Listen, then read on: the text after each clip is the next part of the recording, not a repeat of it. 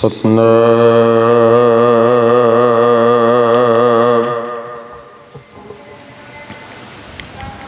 ਧੰਨ ਵਾਹਿਗੁਰੂ ਸਾਹਿਬ ਜੀ।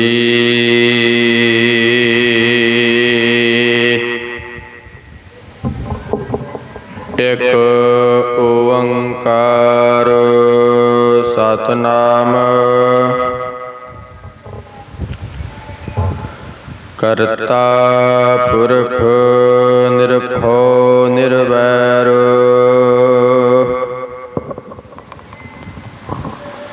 ਅਕਾਲ ਮੂਰਤ ਅਜੂਨੀ ਸੈਭੰ ਗੁਰ ਪ੍ਰਸਾਦ।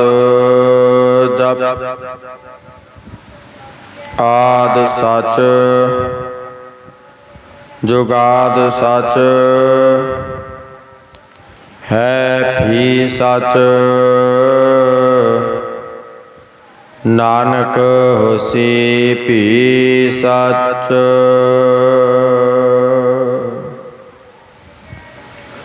ਧੰਨ ਧੰਨ ਚਵਰ ਛਤਰ ਤਖਤ ਦੇ ਮਾਲਕ ਵਾਲੀਏ ਕੁਲ ਕਾਇਨਾਤ ਸਰਬ ਕਲਾ ਸਮਰੱਥ ਸਤਿਗੁਰੂ ਗੁਰਗੱਦੀ ਦੇ ਉੱਤੇ ਬਿਰਾਜਮਾਨ ਧੰਨ ਧੰਨ ਸਾਹਿਬ ਸ੍ਰੀ ਗੁਰੂ ਗ੍ਰੰਥ ਸਾਹਿਬ ਮਹਾਰਾਜ ਜੀਆਂ ਦੀ ਪਾਵਨ ਅਤੇ ਪਵਿੱਤਰ ਹਜ਼ੂਰੀ ਦੇ ਵਿੱਚ ਅੰਮ੍ਰਿਤ ਵੇਲੇ ਤੋਂ ਹਾਜ਼ਰੀਆਂ ਭਰ ਰਹੀ ਗੁਰੂ ਪਿਆਰੀ ਗੁਰੂ ਸਵਾਰੀ ਗੁਰੂ ਰੂਪ ਸਾਧ ਸੰਗਤ ਜੀਓ, ਬਹੁਤ ਵਡਭਾਗੇ ਹੋ ਜੋ ਅੰਮ੍ਰਿਤ ਵੇਲੇ ਦੀ ਸੰਭਾਲ ਕਰਦੇ ਹਾਂ। ਧੰਨ ਧੰਨ ਸ਼੍ਰੋਮਣੀ ਸ਼ਹੀਦ ਬਾਬਾ ਜੀਵਨ ਸਿੰਘ ਜੀਆਂ ਦੇ ਪਾਵਨ ਸਥਾਨਾਂ ਤੇ ਹਾਜ਼ਰੀਆਂ ਲਗਾ ਕੇ ਅੰਮ੍ਰਿਤ ਰੂਪੀ ਗੁਰਬਾਣੀਆਂ ਆਪ ਜੀ ਸਰਵਣ ਕਰ ਰਹੇ ਸੀ। ਆਓ ਕੁਝ ਸਮਾਂ ਗੁਰਬਾਣੀ ਦੀਆਂ ਵਿਚਾਰਾਂ ਦੇ ਨਾਲ ਜੁੜਨ ਦਾ ਯਤਨ ਕਰੀਏ ਜੀ। ਕੱਲ ਰੋਜ਼ ਤੋਂ ਆਪਾਂ ਜੋ ਧੰਨ ਸ੍ਰੀ ਗੁਰੂ ਗ੍ਰੰਥ ਸਾਹਿਬ ਮਹਾਰਾਜ ਜੀ ਦੀ ਅਪਾਰ ਕਿਰਪਾ ਬਖਸ਼ਿਸ਼ ਰਹਿਮਤ ਦਾ ਸਦਕਾ ਸਤਿਗੁਰੂ ਧੰਨ ਗੁਰੂ ਗ੍ਰੰਥ ਸਾਹਿਬ ਮਹਾਰਾਜ ਜੀ ਦੀ ਲੜੀਵਾਰ ਕਥਾ ਜਿਹੜੀ ਹੈ ਉਹ ਆਪਾਂ ਕੱਲ ਰੋਜ਼ ਤੋਂ ਆਰੰਭ ਕੀਤੀ ਹੈ। ਕੱਲ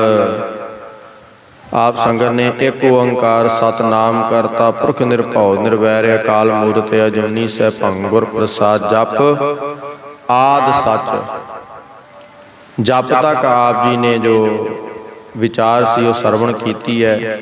ਅੱਜ ਆਪਾਂ ਆਦਿ ਸੱਚ ਜੁਗਾਦ ਸੱਚ ਹੈ ਵੀ ਸੱਚ ਨਾਨਕ ਹੋਸੀ ਵੀ ਸੱਚ ਵਾਲੀਆਂ ਪੌੜੀਆਂ ਦੀ ਵਿਚਾਰ ਸਰਵਣ ਕਰਦੇ ਹਾਂ। ਆਓ ਸਤਿਗੁਰਾਂ ਦੇ ਚਰਨਾਂ 'ਚ ਧਿਆਨ ਨੂੰ ਜੋੜੀਏ, ਮਨ ਬਿਰਤਿਆਂ ਨੂੰ ਇਕਾਗਰ ਕਰੀਏ। ਵਿਚਾਰਾਂ ਦੀ ਸਾਂਝ ਪਾਉਣ ਤੋਂ ਪਹਿਲਾਂ ਇੱਕ ਵਾਰੀ ਸਾਰੇ ਫਤਿਹ ਦੀ ਸਾਂਝ ਫਤਿਹ ਪਾਉਣ ਦੀ ਕਿਰਪਾਲਤਾ ਕਰੋ। ਕੋਈ ਵੀ ਰਸਨਾ ਵਾਂਝੀ ਨਾ ਰਵੇ। ਸਾਰੇ ਕਰੋ ਮੁਖ ਪਵਿੱਤਰ, ਸਾਰੇ ਆਖੋ ਜੀ ਵਾਹਿਗੁਰੂ ਜੀ ਕਾ ਖਾਲਸਾ ਵਾਹਿਗੁਰੂ ਜੀ ਕੀ ਫਤਿਹ।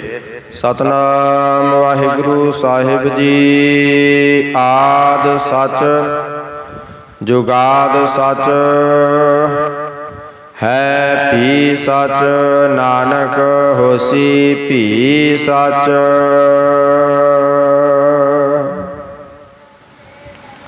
ਸਤਿਗੁਰੂ ਧੰਨ ਗੁਰੂ ਗ੍ਰੰਥ ਸਾਹਿਬ ਮਹਾਰਾਜ ਜੀ ਦੇ ਵਿੱਚ ਇਹ ਗੁਰੂ ਨਾਨਕ ਪਾਤਸ਼ਾਹ ਮਹਾਰਾਜ ਜੀ ਦੀ ਉਚਾਰਨ ਕੀਤੀ ਗੁਰਬਾਣੀ ਸ਼੍ਰੀ ਜਪਜੀ ਸਾਹਿਬ ਜੀ ਦਾ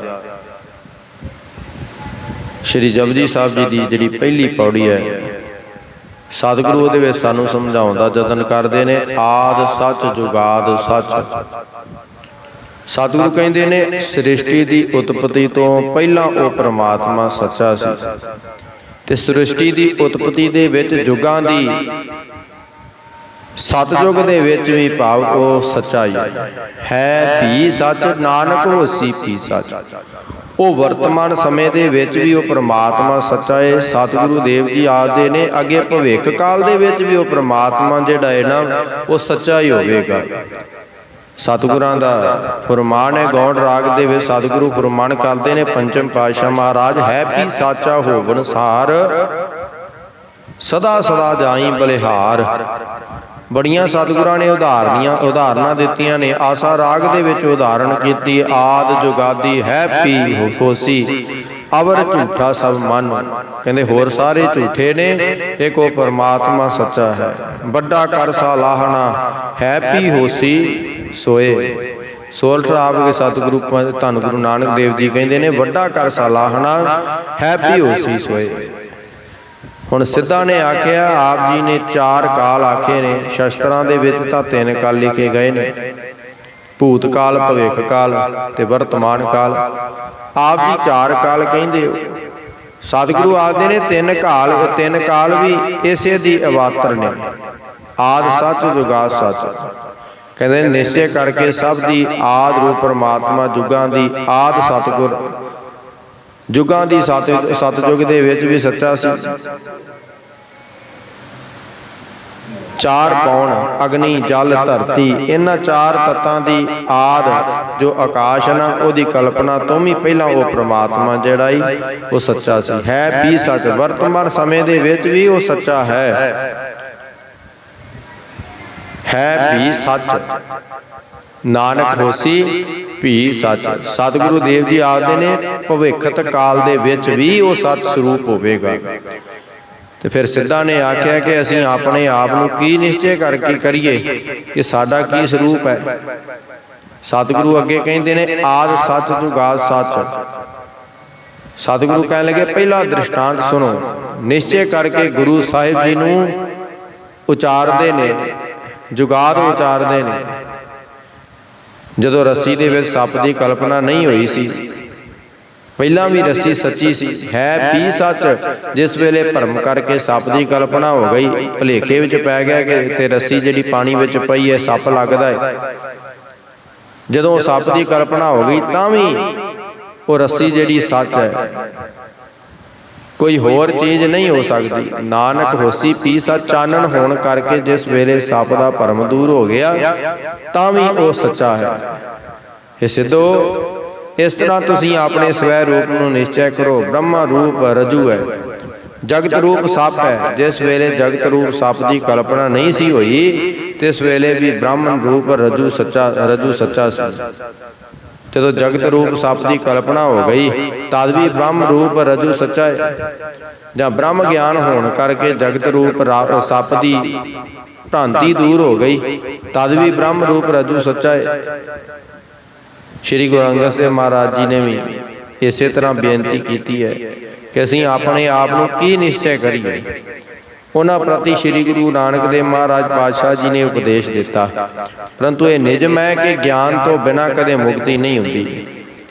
ਸਤਿਗੁਰੂ ਕਹਿੰਦੇ ਨੇ ਹੇਤ ਮੋਸ਼ ਕੇ ਗਿਆਨ ਇੱਕ, ਨਹੀਂ ਕਰਮ ਨਹੀਂ ਧਿਆਨ, ਰਜੂ ਸਰਪ ਤਬ ਹੀ ਨਿਸੈ ਹੋਏ ਰਜੂ ਕੋ ਗਿਆਨ। ਇੱਕ ਓੰਕਾਰ ਤੋਂ ਲੈ ਕੇ ਨਾਨਕ ਹੋਸੀ ਪੀ ਸੱਚ ਤੱਕ, ਇੱਥੋਂ ਤੱਕ ਮੂਲ ਮੰਤਰ ਦੇ 60 ਅੱਖਰ ਜਿਹੜੇ ਨੇ ਨਾ ਉਹ ਹੋਏ ਨੇ। 60 ਅੱਖਰ। ਹੁਣ ਸਿੱਧਾ ਨੇ 7 ਪ੍ਰਸ਼ਨ ਕੀਤੇ ਸਤਿਗੁਰੂ ਧੰਨ ਗੁਰੂ ਨਾਨਕ ਪਾਤਸ਼ਾਹ ਮਹਾਰਾਜ ਜੀ ਨੂੰ ਕਿ ਉਸ ਪਰਮਾਤਮਾ ਦੀ ਪ੍ਰਾਪਤੀ ਜਿਹੜੀ ਹੈ ਕਿਸ ਤਰ੍ਹਾਂ ਹੁੰਦੀ ਹੈ। ਨਾਲੇ ਕਹਿੰਦੇ ਨੇ ਕਿ ਦੱਸੋ ਸਤਿਗੁਰੂ ਦੀ ਕਿਸ ਤਰ੍ਹਾਂ ਪ੍ਰਾਪਤੀ ਹੁੰਦੀ ਹੈ। ਕਿ ਪਵਿੱਤਰ ਰਹਿਣ ਦੇ ਨਾਲ ਪ੍ਰਾਪਤੀ ਹੁੰਦੀ ਹੈ, ਜਾਂ ਜਿਸ ਤਰ੍ਹਾਂ ਤੁਹਾਡੇ ਨਾਲ ਅਸੀਂ ਵਿਚਾਰ ਕਰ ਰਹੇ ਹਾਂ ਵਿਚਾਰ ਕਰਨ ਦੇ ਨਾਲ ਪ੍ਰਾਪਤੀ ਹੁੰਦੀ ਹੈ, ਜਾਂ ਚਿੰਤਨ ਦੁਆਰਾ ਪ੍ਰਾਪਤੀ ਹੁੰਦੀ ਹੈ, ਵਿਰਾਗ ਧਾਰਨ ਕਰਨ ਦੇ ਨਾਲ ਤਾਂ ਪ੍ਰਾਪਤੀ ਹੁੰਦੀ ਹੈ, ਜਾਂ ਮੌਨ ਧਾਰਨ ਕਰਨ ਦੇ ਨਾਲ, ਚੁੱਪ ਰਹਿਣ ਦੇ ਨਾਲ ਤਾਂ ਉਹਦੀ ਪ੍ਰਾਪਤੀ ਹੋਵੇਗੀ, ਭੁੱਖਿਆਂ ਰਹਿਣ ਦੇ ਨਾਲ ਕੀ ਉਹਦੀ ਪ੍ਰਾਪਤੀ ਹੋਵੇਗੀ, ਹਜ਼ਾਰਾਂ ਲੱਖਾਂ ਸਿਆਣਪਾਂ ਕਰਨ ਦੇ ਨਾਲ ਉਹਦੀ ਪ੍ਰਾਪਤੀ ਹੁੰਦੀ ਹੈ। ਸਤਿਗੁਰੂ ਜੀ 7 ਹੀ ਪ੍ਰਸ਼ਨਾਂ ਦਾ ਉੱਤਰ ਦਿੰਦੇ ਨੇ। ਅਗਲੇ ਪੰਕਤੀ ਸਤਿਗੁਰੂ ਉਚਾਰਨ ਕਰਦੇ ਨੇ, ਸੋਚੈ ਸੋਚ ਨਾ ਹੋਵਈ ਜੇ ਸੋਚੀ ਲੱਖ ਵਾਰ। ਸਤਿਗੁਰੂ ਉਹਨਾਂ ਦੇ ਪਹਿਲੇ ਪ੍ਰਸ਼ਨ ਦਾ ਉੱਤਰ ਦਿੰਦੇ ਨੇ। ਪਵਿੱਤਰ ਰਹਿਣ ਦੇ ਨਾਲ ਉਹਨਾਂ ਪ੍ਰਸ਼ਨ ਕੀਤਾ ਹੈ ਕਿ ਪਵਿੱਤਰ ਰਹਿਣ ਨਾਲ ਪ੍ਰਾਪਤੀ ਹੁੰਦੀ ਹੈ। ਤੇ ਸਤਿਗੁਰੂ ਕਹਿਣ ਲੱਗੇ ਬਾਹਰੋਂ ਸਰੀਰਕ ਪਵਿੱਤਰਤਾ ਕਰਨ ਦੇ ਨਾਲ ਪਰਮੇਸ਼ਰ ਸੰਬੰਧੀ ਪਵਿੱਤਰਤਾ ਪ੍ਰਾਪਤੀ ਨਹੀਂ ਹੁੰਦੀ। ਜੇ ਭਾਵੇਂ ਬਾਹਰਲੀ ਪਵਿੱਤਰਤਾ ਲੱਖਾਂ ਵਾਰ ਕਰਦਾ ਹੋਵੇ, ਜਿਨ ਪਟ ਅੰਦਰ ਬਾਹਰ ਕੁੱਦੜ ਤੇ ਭਲੇ ਸੰਸਾਰ। ਅਗਲੀ ਗੱਲ ਕੀਤੀ ਸੀ ਵਿਚਾਰ ਕਰਨ ਦੇ ਨਾਲ ਪ੍ਰਾਪਤੀ ਹੁੰਦੀ ਹੈ। ਤੇ ਸਤਿਗੁਰੂ ਉਹਨਾਂ ਦੇ ਦੂਜੇ ਪ੍ਰਸ਼ਨ ਦਾ ਉੱਤਰ ਦਿੰਦੇ ਨੇ, ਕਹਿੰਦੇ ਨੇ ਬਾਹਰੋਂ ਵਿਚਾਰ ਦੇ ਕਰਨ ਦੇ ਨਾਲ ਪਰਮੇਸ਼ਰ ਸੰਬੰਧੀ ਵਿਚਾਰ ਨਹੀਂ ਹੁੰਦੀ। ਜਦੋਂ ਤੱਕ ਅੰਤਸਕਰਨ ਸ਼ੁੱਧ ਨਹੀਂ ਨਾ ਹੁੰਦਾ, ਜੇ ਭਾਵੇਂ ਬਾਹਰ ਵਿਚਾਰਾਂ ਲੱਖਾਂ ਵਾਰੀ ਚੱਲਦਾ ਰਹੇ ਬਾਹਰ। ਤੇ ਤੀਸਰਾ ਹੀ ਉਹਨਾਂ ਨੇ ਸਿੱਧਾ ਨੇ ਪ੍ਰਸ਼ਨ ਕੀਤਾ ਸੀ ਤੀਸਰਾ ਕਿ ਚਿੰਤਨ ਕਰਨ ਦੇ ਨਾਲ, ਚਿੰਤਨ ਦੁਆਰਾ ਜਿਹੜੀ ਹੈ ਉਹ ਪ੍ਰਾਪਤੀ ਹੁੰਦੀ ਹੈ। ਤੇ ਸਤਿਗੁਰੂ ਕਹਿਣ ਲੱਗੇ ਬਾਹਰ ਚਿੰਤਨ ਕਰਨ ਦੇ ਨਾਲ ਪਰਮਾਤਮਾ ਪਰਮੇਸ਼ਰ ਸੰਬੰਧੀ ਚਿੰਤਨ ਨਹੀਂ ਹੁੰਦਾ। ਜੇ ਭਾਵੇਂ ਬਾਹਰ ਚਿੰਤਨ ਲੱਖਾਂ ਵਾਰ ਹੀ ਕਰਦਾ ਰਹੇ। ਚੌਥਾ ਪ੍ਰਸ਼ਨ ਕੀਤਾ ਗਿਆ ਵਿਰਾਗ ਧਾਰਨ ਕਰਨ ਦੇ ਨਾਲ, ਤੇ ਸਤਿਗੁਰੂ ਫਿਰ ਕਹਿੰਦੇ ਨੇ ਬਾਹਰੋਂ ਵੈਰਾਗ ਧਾਰਨ ਕਰਨ ਦੇ ਨਾਲ ਪਰਮੇਸ਼ਰ ਸੰਬੰਧੀ ਵੈਰਾਗ ਪ੍ਰਾਪਤ ਨਹੀਂ ਜੇ ਹੁੰਦਾ। ਭਾਵੇਂ ਬਾਹਰ ਵੈਰਾਗ ਨੂੰ ਲੱਖਾਂ ਵਾਰ ਧਾਰਨ ਕਰੇ। ਜਿਵੇਂ ਨਾ ਗੁਰਮੁਖੋ ਇੱਕ ਕਰਮਚਾਰੀ ਪੰਡਿਤ ਬਾਹਰਲੀ ਬੜੀ ਪਵਿੱਤਰਤਾ ਰੱਖਦਾ ਸੀ, ਬੜੀ ਪਵਿੱਤਰਤਾ ਉਹਨੇ ਰੱਖਣੀ, ਬੜੀ ਪਵਿੱਤਰਤਾ ਰੱਖਦਾ ਹੁੰਦਾ ਸੀ। ਧਰਤੀ ਮਾਤਾ ਉੱਤੇ ਬਾਥਰੂਮ ਵਗੈਰਾ ਨਹੀਂ ਸੀ ਕਰਦਾ। ਸੂਰ ਦੀ ਹੁੱਡ ਦੇ ਨਾਲ ਜਿਤਨੀ ਮਿੱਟੀ ਪੁੱਟੀ ਜਾਵੇ ਨਾ, ਉਹ ਮਿੱਟੀ ਦੇ ਨਾਲ ਹੱਥ ਮਾਂਜਦਾ ਸੀ। ਇੱਕ ਸਮੇਂ ਉਸ ਨੂੰ ਪਰਦੇਸ਼ ਜਾਣਾ ਪੈ ਗਿਆ ਤੇ ਬਾਥਰੂਮ ਵਗੈਰਾ ਉਹ ਕਰਨ ਤੋਂ ਤੰਗ ਆ ਗਿਆ। ਆਖਰ ਵਿਚਾਰ ਕੇ ਬਾਹਰ ਜਾ ਕੇ ਤੇ ਸਰਕੜੇ ਨੂੰ ਨੀਵਾਂ ਦੱਬ ਕੇ ਨਾ ਉੱਥੇ ਬਾਥਰੂਮ ਕਰਨ ਲੱਗ ਪਿਆ, ਪਿਸ਼ਾਬ ਕਰਨ ਲੱਗ ਪਿਆ। ਜਦੋਂ ਬਾਥਰੂਮ ਕਰਕੇ ਉੱਠਿਆ, ਸਰਕੜੇ ਦੇ ਉੱਚੇ ਹੋਣ ਕਰਕੇ ਸਾਰਾ ਗੰਦ ਉਹਦੇ ਆਪਣੇ ਉੱਪਰ ਹੀ ਪੈ ਗਿਆ। ਤੇ ਸਤਿਗੁਰੂ ਇਹ ਸਮਝਾਉਣ ਦਾ ਯਤਨ ਕਰਦੇ ਨੇ ਇਹੋ ਜਿਹੀ ਪਵਿੱਤਰਤਾ ਕਿਸ ਕੰਮ। ਇਹਨਾਂ ਪਵਿੱਤਰਤਾ ਕਰਕੇ ਪਰਮੇਸ਼ਰ ਸੰਬੰਧੀ ਪਵਿੱਤਰਤਾ ਪ੍ਰਾਪਤ ਨਹੀਂ ਹੁੰਦੀ। ਅੱਗੇ ਸਤਿਗੁਰੂ ਕਹਿੰਦੇ ਨੇ ਚੁੱਪੈ ਚੁੱਪ ਨਾ ਹੋਵਈ ਜੇ ਲਾਏ ਰਹਾ ਲਿਵਤਾਰ। ਸਤਿਗੁਰਾਂ ਨੂੰ ਪੰਜਵਾਂ ਪ੍ਰਸ਼ਨ ਕੀਤਾ ਸੀ ਕਿ ਮੌਨ ਧਾਰਨ ਕਰਨ ਦੇ ਨਾਲ, ਚੁੱਪ ਰਹਿਣ ਦੇ ਨਾਲ ਵੀ ਪ੍ਰਾਪਤੀ ਹੁੰਦੀ ਹੈ। ਹੁਣ ਸਤਿਗੁਰੂ ਕਹਿੰਦੇ ਨੇ ਚੁੱਪੈ ਚੁੱਪ ਨਾ ਹੋਵਈ ਜੇ ਲਾਏ ਰਹਾ ਲਿਵਤਾਰ। ਕਹਿੰਦੇ ਨੇ ਬਾਹਰੋਂ ਚੁੱਪ ਕਰਨ ਦੇ ਨਾਲ ਪਰਮੇਸ਼ਰ ਸੰਬੰਧੀ ਚੁੱਪ ਪ੍ਰਾਪਤ ਨਹੀਂ ਜੇ ਹੁੰਦੀ। ਭਾਵੇਂ ਬਾਹਰਲੀ ਚੁੱਪ ਦੇ ਵਿੱਚ ਧਾਰਾ ਵਾਂਗੂ ਤੇਲ ਧਾਰਾ ਵਾਂਗੂ ਇਕਸਰ ਬਿਰਤੀ ਲਾਉਂਦਾ ਹੋਵੇ। ਹੰਗਤਾ ਮਮਤਾ ਤੋਂ ਰਹਿਤ ਹੋਣਾ ਹੀ ਅਸਲ ਮੋਹਣ ਹੈ। ਸਤਿਗੁਰੂ ਕਹਿੰਦੇ ਨੇ ਮਮਤਾ ਤੋਂ ਰਹਿਤ ਹੋਣਾ ਹੀ ਅਸਲੀ ਮੋਹਣ ਹੈ, ਅਸਲੀ ਚੁੱਪ ਕਰਨਾ ਹੈ। ਅੱਗੇ ਸਤਿਗੁਰੂ ਕਹਿੰਦੇ ਨੇ ਭੁੱਖਿਆਂ ਭੁੱਖ ਨਾ ਉਤਰੀ ਜੇ ਬੰਨਾ ਪੁਰੀਆਂ ਪਾ। ਤੇ ਛੇਵਾਂ ਪ੍ਰਸ਼ਨ ਉਹਨਾਂ ਨੇ ਕੀਤਾ ਸੀ ਕਿ ਸਤਿਗੁਰੂ ਜੀ ਇਹ ਦੱਸੋ ਕਿ ਭੁੱਖਿਆਂ ਰਹਿਣ ਦੇ ਨਾਲ ਵੀ ਪ੍ਰਾਪਤੀ ਹੋ ਜਾਂਦੀ ਹੈ, ਰੋਟੀ ਛੱਡਣ ਦੇ ਨਾਲ, ਪ੍ਰਸ਼ਾਦਾ ਛੱਡਣ ਦੇ ਨਾਲ ਵੀ ਪ੍ਰਾਪਤੀ ਹੋ ਜਾਂਦੀ ਹੈ। ਤੇ ਸਤਿਗੁਰੂ ਪੰਕਤੀ ਵਿੱਚ ਉਚਾਰਨ ਕਰਦੇ ਨੇ ਭੁੱਖਿਆਂ ਭੁੱਖ ਨਾ ਉਤਰੀ ਜੇ ਬੰਨਾ ਪੁਰੀਆਂ ਭਾਰ। ਕਹਿਣ ਲੱਗੇ ਭੁੱਖਿਆਂ ਰਹਿਣ ਦੇ ਨਾਲ ਪਰਮੇਸ਼ਰ ਸੰਬੰਧੀ ਇੱਛਾ ਦਿਲ ਦੇ ਵਿੱਚ ਨਹੀਂ ਪ੍ਰਾਪਤੀ ਹੁੰਦੀ।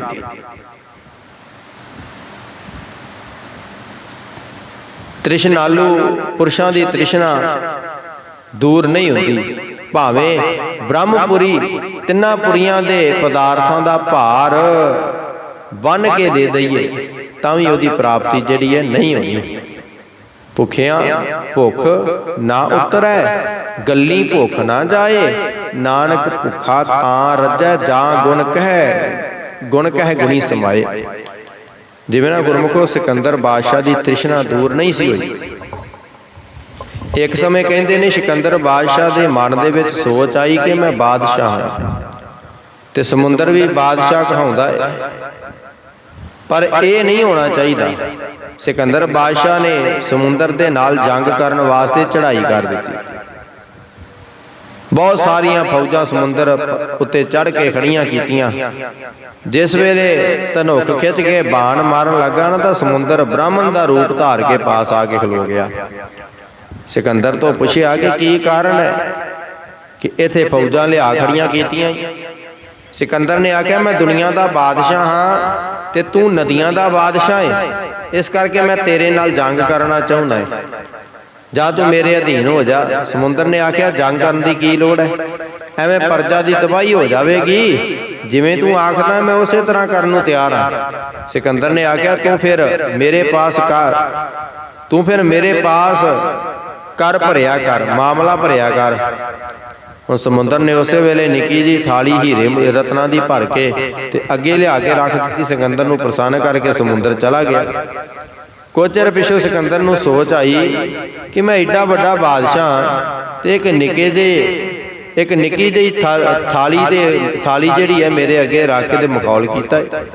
सिकंदर फिर धनुख खिंच के बाण चलाउण लगा। समुंदर फिर ब्राह्मण का रूप धार के आ गया।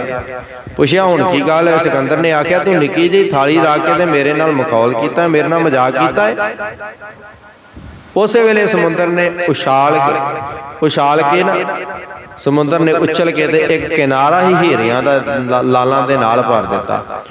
बादशाह ने सारी फौज को हुक्म दिता कि जितने भी चुके जाते हैं ये चुक लवो, थैले भर लवो। सब ने भर लए, पर हीरे लाल जिहड़े ने मुक्कण विच ना आउण। फिर सिकंदर बादशाह ने आख्या इन्हां हीरे लालां दे पाउण वास्ते कोई भांडा भी देना कर। उस वेले निक्की जी बेड़ी दिती। उस बेड़ी नूं वेख के सिकंदर बादशाह ने आख्या ये बेड़ी तो बिल्कुल निक्की जी है, इस विच की हीरे मोती आउणगे? समुंदर ने आख्या तू पा के तां वेख, पंज टोकरियां पाएगा तो 10 की जगह होर बनी होवेगी। तू 5 टोकरियां दे विच पा, 10 टोकरियां दी होर जगह बनेगी। 10 पाएगा 20 की जगह बन जाएगी। जदों सिकंदर बादशाह ने वो सब हीरे लाल पा लए ना, तो बेड़ी भरन दे विच ना आवे। जिवें उस बेड़ी दा ते सिकंदर दा पेट भरिया नहीं, इस तरह त्रिशालू जिहड़े ने ना तृष्णा वाले पुरुष, उन्हां दा पेट गुरमुखों नहीं भरदा। इस वास्ते सतगुरु आखेंदे ने तृष्णा विरले की ही बुझी है, कोट जोरे लाख करोरे मन ना हो रे, पर ही को लुझी है। तृष्णा अत बेसाल जे होवी परम कंगाल, वैराग शक्ति का बचन। एक होर सतगुरु उदाहरण देंदे ने, एक तृष्णालु पुरुष दी जिहड़ा तृष्णा दे नाल भरिया होया है। एक पुरुष ने किसी सतसंगी तो सुनिया कि महात्मा की सेवा दे नाल ना 4 पदार्थ जिहड़े ने 4 पदार्थ प्राप्त हो जाते हैं। वो आके महात्मा दे पास रोजाना ही बड़े प्रेम भाव दे नाल सेवा करया करे। जदों वो पुरुष नूं महात्मा की सेवा करदिआं कोई समा बतीत होया ना, कोई समा लंघ गया, ते महात्मा उहदी सेवा नूं वेख के बड़े प्रसन्न हो गए।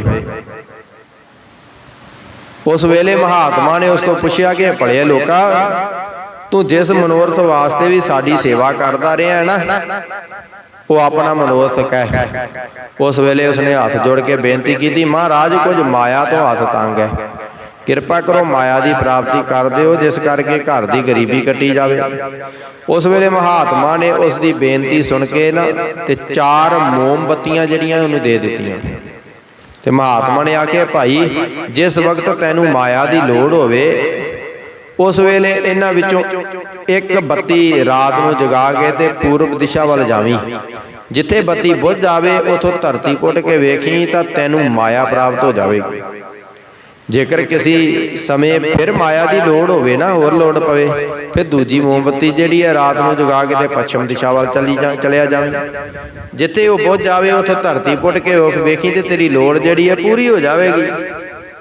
फिर जे तैनू बहुती माया की लोड़ पै जावे ना, होर भी माया की लोड़ पै जावे, तीजी मोमबत्ती रात नूं जगा के उत्तर दिशा वाल चला जावे। जिथे बत्ती बुझे उथों धरती पुट्टी ते तैनू माया की प्राप्ति होवेगी।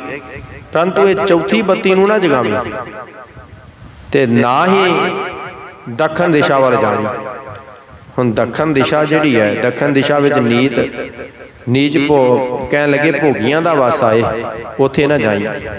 हुण संतां दी महापुरखां दी ये गल सुन के ना वो पुरख जिहड़ा सी बड़ा प्रसन्न होया ते नमस्कार करके घर आ गया। घर आके विचारदा है कि जो महात्मा ने 4 मोमबत्तियां दित्तियां ने, इन्हां नूं उसी रात इन्हां नूं अजमाइए तां सही। उस रात ही एक मोमबत्ती जगा के ना पूर्व दिशा वाल चला गया। जिथे बत्ती जाके बुझ गई उथों धरती पुट के की देखदा है कि पैसिਆਂ ਦੇ ढेर लगे हुए ने। वेख के बड़ा प्रसन्न होया, बड़ा खुश होया। विचारदा है कि जे घर लै गया तां चोरां दा हर वेले भै बनिया रहेगा। इंज विचार के उन्हें पुट के ना मिट्टी पा के मिट्टी उहदे उत्ते पा दी। मन विच विचारदा है कि हुण तां ये माया मेरी है। फिर मन विच सोचदा है कि हुण दूसरी मोमबत्ती भी जमा लईए। दूसरी रात ਨੂੰ दूसरी मोमबत्ती जगा के पश्चिम ਵੱਲ ਤੁਰ ਪਿਆ। जिथे बत्ती बुझी उथों धरती पुट के वेखदा है कि रुपइयां दे ढेर लगे हुए ने। उस वेले मिट्टी पा के पूर दिते। बड़ा खुश होया कि मैं बाद विच पुट लवांगा, है तो मेरी माया। तीसरी रात ਨੂੰ तीजी मोमबत्ती जगा लई, उत्तर दिशा वाल चला गया। जिथे बत्ती बुझी उथों धरती पुट के वेखी मोहरां दे ढेर लगे हुए। बड़ा प्रसन्न होया, उस वेले मिट्टी पा दी। चौथे दिन सोचता है कि हुण तां कोई हीरे जवाहरात आदि अमोलक वस्तु मिलेगी, पर इतनी माया दे मिलन करके संतोख ना आया, संतोख ना होया। मन विच विचारदा कि चौथे पासे भी जाना चाहिए है, भावें महात्मा ने मैनू मना ही कीता है, पर जाना चाहिए है। उस वेले चौथी रात बत्ती जगा के दक्षिण दिशा वाल चल पिया, जिधरों महापुरखा ने मना कीता सी। जिथे मोमबत्ती बुझी उथों धरती पुट के की वेखदा है, एक बड़ा सुंदर मकान है। मकान दीयां पौड़ियां तो हेठां उतर के वेखदा है कि एक आदमी चक्की पी रहा है। उन्हें इहनूं इशारा कीता ते अगे आ जा। जां अगे होया, इन्हें सोचा कि शायद चक्की मैनू दे के ते आप कोई होर हीरे जवाहरात लिया के देवेगा, परंतु उसने चक्की का हाथ इसके हाथ विच इहदे हाथ दे के कहा कि मैं हुण जाना, तू चक्की पी चल। तैनू छडाउण वाला तेरे वर्गा कोई होर त्रिशालू पुरुष आवेगा ते तैनू छडावेगा। मैं भी तेरे वांग त्रिशालू सी, मैनू भी महात्मा ने 4 मोमबत्तियां दित्तियां सी। भाव कि त्रिशालू पुरुष की तृष्णा गुरमुखों कदे भी बुझदी नहीं। भावें महात्मा ने मना भी कीता सी ना, फिर चला गया। जाके ते चौथी मोमबत्ती भी जिहड़ी सी उन्हें जगा दित्ती। ਜਿਹੜੇ त्रिशालू पुरख हुंदे ने, तृष्णा दे वास होए हुंदे ने, उन्हां दी तृष्णा जिहड़ी है ना वो बुझदी नहीं। सतगुरु कहंदे ने तृष्णा विरले की ही बुझी है। कोई विरला हुंदा है जिहदे उत्ते सतगुरां दी किरपा हुंदी है ते जिन्हां दी तृष्णा जिहड़ी है ना वो गुरमुखों दूर हुंदी है। सहस कटे लख कोठ धावै, तृप्त ना आवे, माया पाछे पावे। भुखियां भुख ना उतरी। भुखे आदमियां दी भुख कदे दूर नहीं जाउंदी। चाहे पूड़ियां दे भार टोकरे बन लवे, भुखियां भुख ना उतरै। गली भुख ना जाए, नानक भुखा तां रजै। जां गुण कह गुणी समाए। गुरमुखो भुखियां भुख ना उतरी वाली पंक्ति तक आपां अज विचार सरवण कीती है। कल नूं आपां सहज सियाणपा लख होए, एक ना चलै नाल। इस पंक्तियां दी अगे आपां विचार करांगे। गुरमुखो सतगुरु किरपा करन, साडे सीस दे उत्ते मेहर भरिया हथ रखन। इसे तरह सानू हाजरियां भरन दी अमृत वेले दी सतगुरु सानू दात बख्शिश करन। गुरमुखो दातां सतगुरां दे कोलों ओ मंगिया करिए जिहड़ियां दातां सदा ही सुख देण वालियां ने। ते ओ दात केवल तां केवल नाम दी दात है, बंदगी दी दात है, सेवा सिमरन दी दात है। सतगुरु कहते ने जे सदा ही सुख चाहना है ना, सदा ही सुख, ते फिर की करया कर। जे सुख को चाहे सदा की कर, शरण राम की ले। फिर परमात्मा दे चरण फड़ ले, परमात्मा दी गल मनिया कर। धन गुरु ग्रंथ साहिब महाराज जी दी गुरबाणी पढ़िया कर। गुरबाणी पढ़ के गुरबाणी नूं विचार के इहदे आधार दे उत्ते अपने जीवन नूं चलाउण दी कोशिश कर। फिर सतगुरु जरूर किरपा करदे ने। गुरमुखो जिथे भी फर्क हुंदा है, सिख दी भावना विच फर्क हुंदा है, गुरु दी किरपा विच किते भी फर्क नहीं जी हुंदा। इस करके बाणी पढ़िया करिए, गुरु दे उत्ते निश्चा रखिए, गुरु दे उत्ते विश्वास रखिए। धन गुरु ग्रंथ साहिब महाराज जी दी गुरबाणी उत्ते विश्वास रखिए।